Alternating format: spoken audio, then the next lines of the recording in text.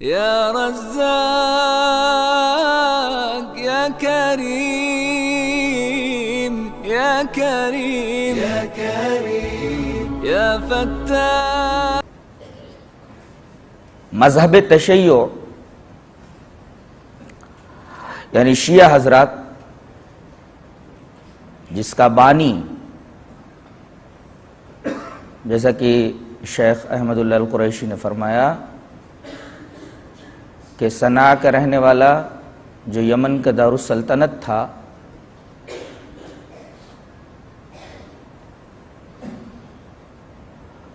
عبداللہ ابن سبا تھا.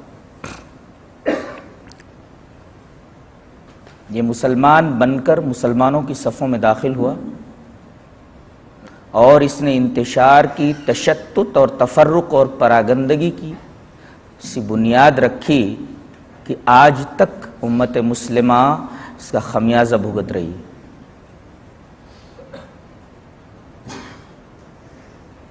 کہ کیوں ہم اس کے چکر میں آئے اور ہم مختلف فرقوں میں بٹ گئے.